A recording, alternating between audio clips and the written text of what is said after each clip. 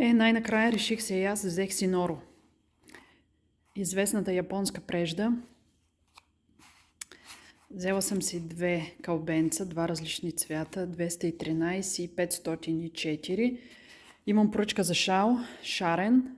Няма да е само от норо, ще бъде комбиниран и с друга прежда. Подобна дебелина. Много ме е любопитно какво ще направя. Шалче. Ето, най-накрая норо. В България норо май само продава Стенли, pleta.bg. Не съм много сигурна, но май да. Така че, ако искате, pleta.bg. Ето с тази прежда имам идея да комбинирам шала на омбре. 100 метра, 100 грама, 190 метра. Тук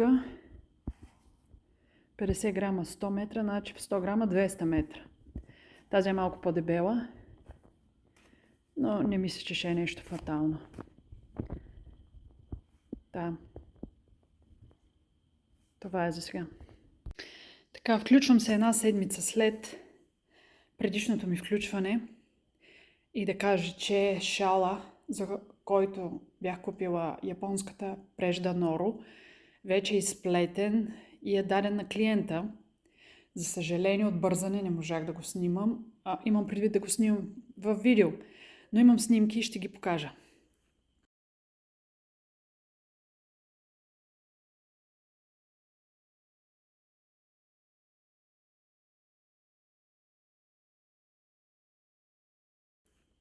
Също така завърших една жилетка, полуанглийски ластик, и тя замина при своя клиент и за нея ще прикача снимка.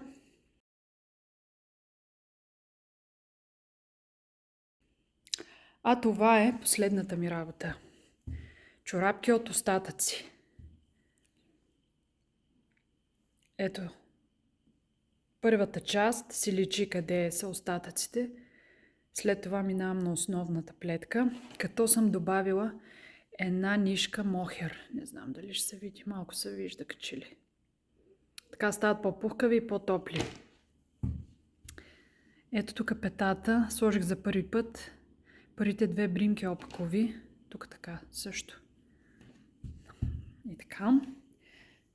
Тези чорапи отиват за продажба. А това тук е новия ми проект с преждата, немската прежда, която снимах в предния клип. Плета чорапи. На 2,5, 60 бримки. Ето и второто чиле, което съм навила. Така че скоро ще има още чорапки.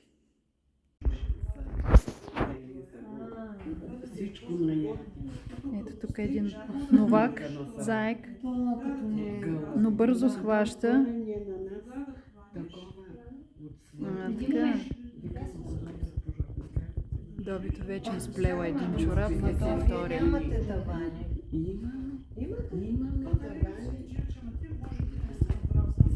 Тук изпуснах си за това.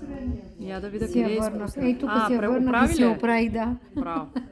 Браво. Ми случва се. Ей го най-младия. Най-младия член. Дай да видим какво правиш. Да. Трябва да обърнеш, сложи на вратлето. Да. Слушам. Сега колко трябва да нанижа? Колко реда изкара нагоре? 18. Значи 9 бримки плюс една. 9 плюс една. Румито научи куките. Малко чорапче.